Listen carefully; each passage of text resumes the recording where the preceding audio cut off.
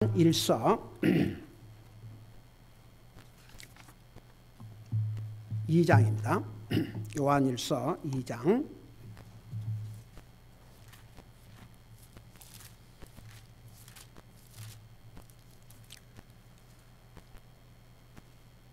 우리 1절에서 10절까지 같이 읽겠습니다. 요한일서 2장 1절에서부터 10절까지. 이제 오늘부터 그 프로피치에이션, 새로운 교류올시다. 구체적으로 그 내용이 무슨 내용인지를 제가 공부할 텐데, 일단 2장 1절부터 10절까지 우리 같이 읽겠습니다.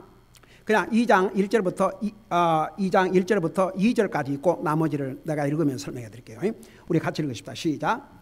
나의 어린 자녀들아, 내가 이것들을 너희에게 쓰는 것은 너희가 죄를 짓지 아니하게 하려 함이라.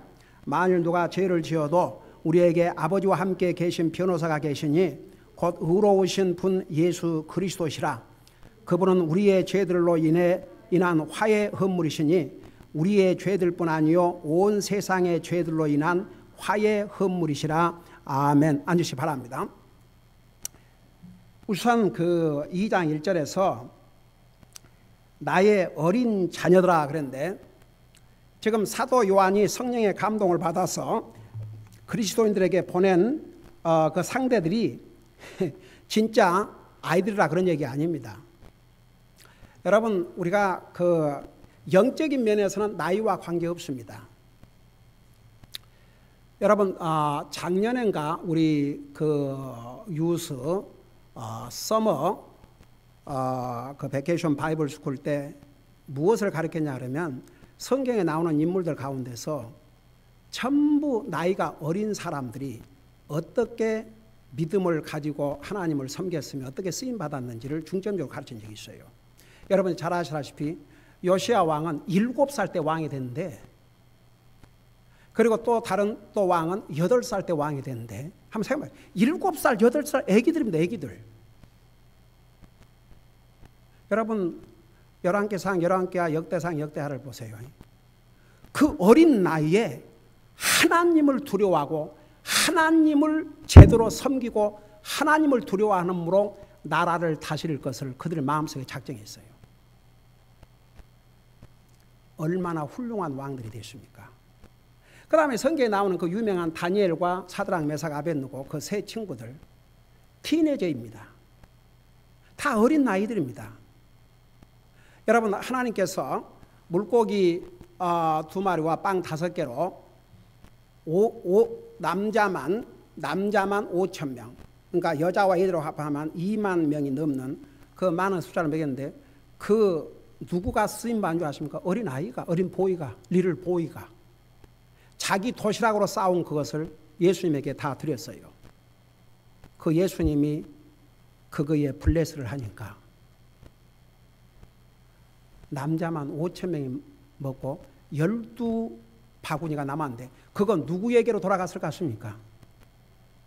그 보이, 빵 5개와 물고기 2마리, 3일 동안을 지금 가서 말씀을 듣는데, 그 3일 동안에 먹을 음식을 다 내놨다고요. 그 애기가 안 먹고.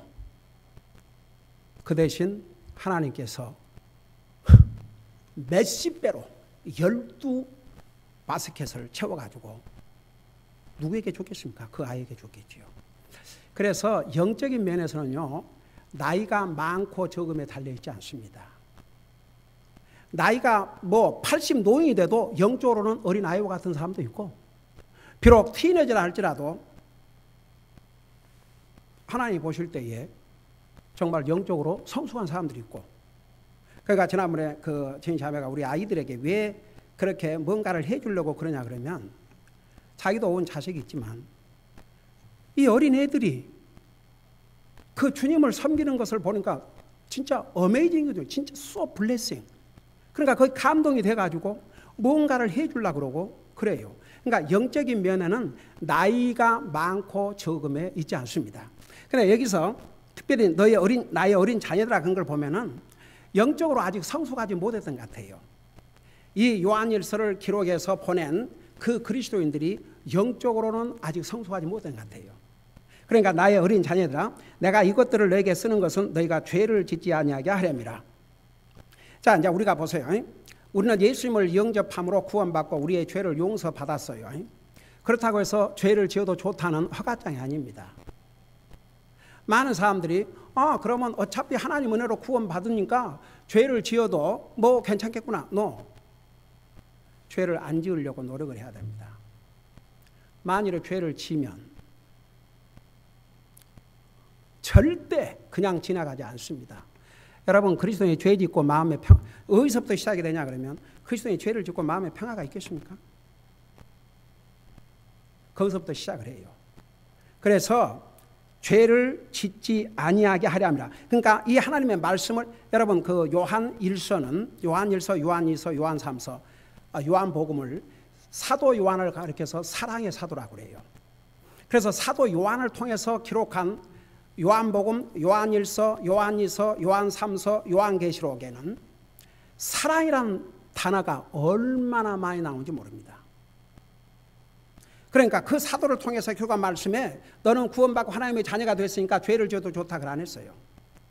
이 말씀을 쓰는 홀 퍼포스가 그 목적이 죄를 짓지 않도록 하기 위해서. 그리고 나서 만일 누가 죄를 지어도 우리에게 아버지와 함께 계신 변호사가 계시니 곧 의로우신 분 예수 그리스도라. 그래서 지금도 보세요. 우리 예수님께서는 하늘나라에 가셔서 우리의 대제사장으로서 하나님과 우리 사이를 이제 중보하고 계시는데 보세요. 우리가 죄를 지면 그럴 때마다 하나님 아버지께 우리 예수님께서 변호를 해야 돼요. 그 변호한다는 거 참 피곤하고 힘든 일이죠. 지금도 그 일을 우리 주님이 하고 계시죠. 그래서 우리가 예수 믿고 구원받은 하나님 자녀들이 죄를 안 지으려고 노력을 하는 것이 그의 바른 자세입니다. 죄를 지면 이제 예수님께서 표현을 하셔야 돼요. 그 역할을 지금도 하고 계셔요. 그리고 나서 이제 2절에 아주 중요한 단어가 나옵니다. 그분은 우리의 죄들로 인한 화의 헌물이시니 우리의 죄들뿐 아니요 온 세상의 죄들로 인한 화의 헌물이다. 자, 거기에 2절을 영어에 보면 여러분이 그 영어가 옆에 있는 분들은 그 영어를 한번 보세요. 그 영어로 뭐라고 되는 거 아니? And he is, 우리 예수님을 가리켜서 he is the propitiation for our sins. 바로 예수 그리스도는 우리의 죄를 위한 the propitiation. 그것을 한국말로는 가장 그 가까운 번역이 바로 화의 헌물이라 이제 이렇게 성경이 번역이 되는데, 우선 이 propitiation이라는 이 말의 그냥 단어의 의미는 속죄, 화해, 위로 이런 뜻이 있어요. 근데 신학적인 용어로는 이게 이제 중요합니다. 이 propitiation, 이 단어의 의미가 신학적으로는 무슨 뜻이냐 그러면 하나님의 노여움을 가라앉히심. 그러니까 왜 우리가 지난번에 reconciliation, 화해에 대한 교리를 배웠는데 왜 따로 propitiation을 배우냐? 두 가지 다른 면을 설명하고 있습니다. 그러니까 보세요. 첫째는 신학적인 용어로 하나님의 노여움을 가라앉히심. 두 번째는 하나님의 거룩하신 기준을 만족시켜 드린다. 그런 의미입니다. 그래서 이 propitiation의 중요한 교리는 이 헌물, 희생의 헌물, 그 희생의 헌물에다가 초점을 맞추고 있는데, 자, 이제 그 구체적으로 설명해 주네. 보세요. 우리 하나님은 어떤 하나님이세요?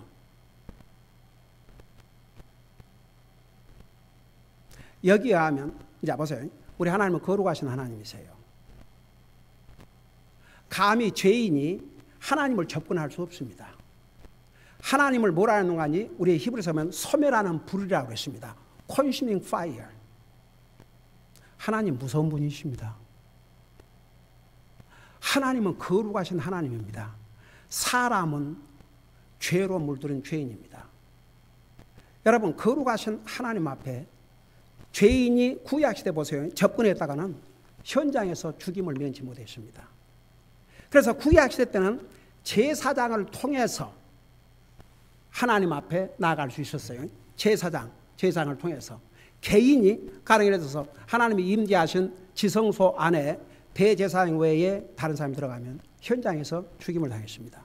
한번 우리는 지금 그 우리 하나님 아버지, 우리 하나님 얼마나 우리에게 가까운 하나님이지만 이 하나님의 캐릭터는 거룩하신 하나님이요, 죄를 절대 그냥 지나가실 수 없는 거룩하신 하나님입니다. 그분이 하나님이십니다. 그러면 죄인인 사람이 그 하나님과 화목을 이루고 하나님 앞에 나가기 위해서는 하나님의 이 진노, 죄로 향한 진노를 풀어드려야 돼요. 하나님의 이 거룩하시고 의로우신 기준을 만족시켜야만이 하나님 앞에 갈 수 있습니다. 죄인은. 그런데 그 방법이 하나밖에 없어요. 하나님의 진노를 가라앉히게 하시고 그 다음에 하나님의 이 거룩하시고 의로운 기준을 satisfy, 만족시키는 길은 오직 한 길밖에 없었습니다. 우리 사람은 할 수 없습니다. 그래서 죄 없으신 예수님을 희생의 헌물로, 그래서 예수님 자신이 희생의 헌물로 드려질 때 하나님은 그 예수님의 거룩하신 하나님의 아들이시오, 죄를 알지 못한 정말 흠없는 예수님이 자신을 헌물로 드림으로 죄에 대한 하나님의 노여움을 가라앉게 하셨고, 그 다음에 하나님의 거룩하신 기준을 그 예수님의 죄도 알지 못하신 예수님으로 말미암아 그의 죽음과 희생을 통해서 하나님의 거룩하신 기준을 만족을 시켜드린 겁니다. 예수님이. 그래서 그 예수님을 통해서 우리는 하나님과 화해를 이루게 됐고 하나님 앞에 가게 됐고 우리 죄를 용서받고 하늘나라 갈 수 있게 되었습니다. 이제 이것이 쉽게 말하면 이 propitiation, 이 교례입니다. 자, 근데 여기에 중요한 이제 단어가 있어요. 이 헌물, 희생, sacrifice. 이게 이제 중요합니다. 이것이 없이는 절대 하나님의 거룩하신 기준, 의로운 기준을 만족시킬 수도 없고, 그 다음에 하나님의 노여움을 풀 수 있는 길이 없습니다. 여러분 잘 들어보세요. 우리 하나님은 거룩하신 하나님이며 동시에 하나님은 어떤 하나님을 하세요? 사랑의 하나님. 여러분 똑같은 요한일서 뒤에 가면 하나님은 사랑이시라고 그랬어요. 보세요. 하나님은 사랑을 주시는 분이다 그러 안 하고 하나님 자체가 캐릭터 오브 갓, 하나님의 그 캐릭터 자체가 러브 그랬어요. 그래서 우리 인생을 구원하신 것도 하나님의 사랑 때문에. 그래서 하나님은 사랑의 하나님, 은혜의 하나님, 자비의 하나님, 용서의 하나님이세요. 근데 그 하나님이 죄 많은 죄를, 하나님은 거룩하신 하나님이기 때문에 죄를 용납할 수 없습니다. 그 죄 문제를 해결해야 됩니다. 그 죄값이 죽음입니다. 그 문제를 해결하지 않고 거룩하신 하나님을 만날 수 없습니다. 그러니까 하나님께서 우리 인생들에게 그 사랑을 베풀어 주시고 은혜를 베풀어 주시고 용서를 베풀어 주시고 자비를 베풀어 주시기 전에 그 사랑과 은혜와 자비와 용서를 베풀 수 있는 근거가 필요했습니다. 제가 지난번에도 한번 그 예화를 드렸죠.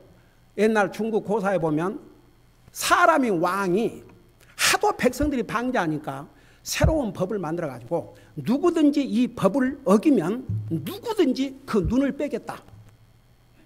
근데 그 법을 어긴 첫 사람이 잡혔는데 다른 사람 아닌 왕의 아들이었다고 그랬잖아요. 그러니 왕이 자기 아들이니까 그냥 지나가고 백성이 그 법을 어겼으면 눈을 뺀다 그러면 백성들이 얼마나 그 왕을 진짜 그래 그런 왕을 좀 누구든지 그려놓고 그러면 자기 아들은 괜찮고 백성들이 그러니까 사람이 왕도 그 공평함을 이루기 위해서 그 아들을 붙잡아 와서 한 눈을 빼고 또 한 눈을 빼려고 그러니까 잠깐 내 아들 다른 눈 대신 내 한쪽 눈을 빼달라. 여러분 세상도 세상의 왕도 그렇기 때문에 그런 다음에는 백성들이 왕을 두려워하고 공경하고 그렇게 충성스럽게 왕을 섬겼다고 하지 않습니까? 사람도 그러는데 하나님? 어떻게 거룩하신 하나님이 죄값으로 죽어야 되는데 그거 치르지 않고 그냥 됐다 할 수 없지요. 근데 사람으로서는 그 누구도 죄 때문에 하나님의 노여움을 풀어드릴 수가 없고 하나님의 거룩한 기준을 만족시킬 수가 없었습니다. 죄 없으신, 죄가 없으신 분만이 해줄 수 있습니다. 그러니까 하나님께서 한 분밖에 없으신 아들 예수님을 세상에 보내셔가지고 그분은 죄도 알지 못하는데 나와 여러분의 죄를 대신해서 자신을 희생 헌물로 드림으로써 하나님의 노여움을 풀어드리시고 하나님의 거룩한 기준을 만족시켜 드린 겁니다. 그래서 그 예수님을 믿는 모든 사람들은 하나님과 화해를 이루게 된 것입니다. 여러분, 자, 이것을 여러분 머릿속에 생각하면서 구약 열왕기상 18장에 보면 여러분이 그 엘리야가 나중에 바알의 제사장들과 이제 그 이스라엘 백성들이 하나님을 섬기지 않고 바알을 섬기니까 바알을 섬기는 제사장들 다 불러와라. 그리고 엘리야가 자, 누가 진짜 하나님인지를 한번 우리 시합해보자. 그렇게 해가지고 먼저 바알을 섬기는 제사장들이 그 바알한테 제물을 해놓고 자기들의 그 바알을 찾고 난리를 꾸며도 오전 정오가 지나가도 아무 응답이 없거든요. 그러니까 그들이 막 자기 몸을 해치면서 피를 흘리고 부르짖어도 바알은 참 하나님이 아닌데 어떻게 응답을 하겠습니까? 아무 응답이 없었죠. 그러니까 나중에 엘리야가 이제는 내 차례다. 그리고 그가 하나님 앞에 헌물을 드렸는데 어떻게 했습니까? 불이 내려와서 그 헌물을 다 불태우고 물까지 핫하 올라가지 않습니까?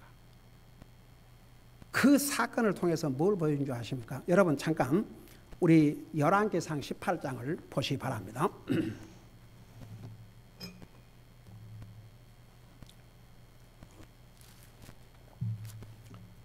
열왕기상 18장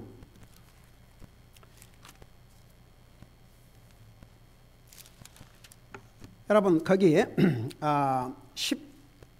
17절부터 열왕기상 18장 17절부터 보세요. 내가 읽고 설명할게요.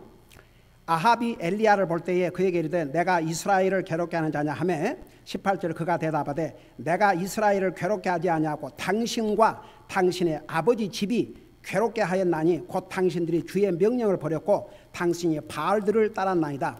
19절 그런즉 이제 사람을 보내어 온 이스라엘과 또 이세벨의 상에서 먹는 바알의 대언자 450명과 작은 숲의 대언자 400명을 갈멜산으로 모아 내게 나오게 하소서 하매 20절 이에 아합이 온 이스라엘 자손에게로 사람을 보내어 그 대언자들을 갈멜산으로 함께 모으니라. 엘리야가 온 백성에게 나아가 이르되 너희가 어느 때까지 두 견 사이에서 머뭇거리느냐 만일 주께서 하나님이면 그분을 따르니와 만일 바알이 하나님이면 그를 따르지니 하니 백성이 그에게 한 말도 응답하지 아니하며 22절 그때 엘리야가 백성에게 이르되 주의 대언자로는 나만 홀로 남았으나 바알의 대언자는 450명으로다. 23절 그런즉 그들이 소 2마리를 우리에게 주게 하고 또 자기들을 위해 소 하나를 택하여 그것을 여러 조각으로 자르고 나무에 놓되 그 밑에 불은 붙이지 말게 하라.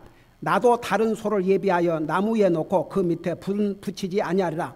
24절 또 너희는 너의 신들의 이름을 부르라. 나는 주의 이름을 부르리니 불로 응답하는 신 곧 그분이 하나님이시라 하며 온 백성이 응답하여 이르기를 잘 말씀하셨나이다 하니라. 25절 엘리야가 바알의 대언자들에게 이르되 너희는 많으니 그런즉 너희를 위해 먼저 소 하나를 택하여 예비하고 너희 신들의 이름을 부르라. 그러나 그 밑에 불을 붙이지는 말라 하며 그들이 자기들에게 넘겨준 소를 취하여 예비하고 아침부터 정오까지 바알의 이름을 불러 이르되 오 바알이여 우리 말을 들으소서 하나 아무 소리도 없고 응답하는 자도 없으므로 그들이 그 만들어 놓은 제단 위에서 껑충껑충 뛰더라.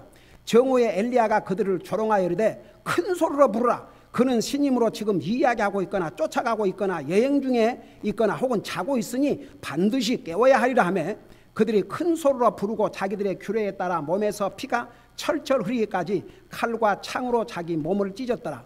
한낮이 지났을 때 그들이 대언을 시작하여 저녁 희생물을 드릴 때까지 이르렀으나 아무 소리도 없고 응답하는 자나 주목하는 자가 아무도 없더라. 그 다음에 이제 엘리야 차례입니다. 엘리야가 온 백성이 이르되 내게로 가까이 오라 하니 온 백성이 그에게로 가까이 오매 그가 무너진 주의 제단을 보수하고 야곱의 아들들의 지파수에 따라 12돌을 취하니 이 야곱은 전에 주의 말씀이 임하여 이르시기를 이스라엘이 내 이름이 되리라 하신 자더라. 그가 주의 이름으로 그 돌들로 제단을 쌓고 또 제단 주위에 2세야 분량의 씨를 담을 만한 크기의 도랑을 만들고 또 나무를 정돈하고 소를 여러 조각으로 잘라 나무 위에 놓고 이르되 통 4새 물을 채우다가 태우는 희생물과 나무 위에 부으라 하니라. 또 그가 이르되 두 번째 그리하라 하니 그들이 두 번째 그리하고 또 그가 이르되 세 번째 그리하라 하니 그들이 세 번째 그리하며 물이 제단 위에 돌아가며 흐르더라. 그가 도랑에도 물을 가득 채웠더라. 이렇게 물을 많이 붓게 한 이유는 여러분 불은 물이 가면 불은 꺼지게 되어 있습니다. 이게 사람의 불 같으면 물을 부으면 꺼지죠. 근데 불이 물을 태우고 있다면 이건 하나님의 불이죠. 그러니까 이렇게 물을 많이 채우라 했어요. 36절 저녁 희생물을 드릴 때에 대언자 엘리야가 가까이 가서 이르되 아브라함과 이삭과 이스라엘 주 하나님이여 주께서 이스라엘에서 하나님이신 것과 내가 주의 종인 것과 내가 주의 말씀대로 이 모든 일을 행한 것을 저들이 이날 알게 하소서. 오 주여 내 말을 들으소서. 내 말을 들으사 주께서 주 하나님이신 것과 또 주께서 그들의 마음을 다시 돌이키신 것을 이 백성이 알게 하소서 하며 이에 주의 불이 내려와서 하늘로부터 주님의 불이 내려와서 태우는 희생물과 나무와 돌들과 흙을 태우고 또 도랑에 물을 핥음으로 온 백성이 그것을 보고는 얼굴을 대고 엎드려 이르되 주 그분은 하나님이시로다. 주 그분은 하나님이시로다 하니. 자, 오늘 여기까지 하고 마칠 텐데 여기에서 보세요. 하나님께서 엘리야가 드리는 헌물을 불태워 올라갔다는 말은 엘리야가 드리는 헌물을 받았다는 얘기입니다. 만일에 거기에 헌물이 없었다고 생각해 봐요. 하나님의 드리는 희생 헌물이 없이 가령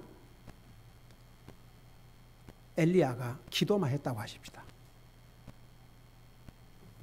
이들에게 하나님을 믿지 않고 하나님을 섬기지 않고 바알을 믿는 저들에게 하나님이요 내가 섬기는 하나님이 참 하나님임을 보여주시옵소서. 만일 그렇게 했다고 생각해 보십시다. 그렇게 기도만 했다고 생각해 보세요. 하나님께서 응답하실 것 같아요? 안 하실 것 같아요?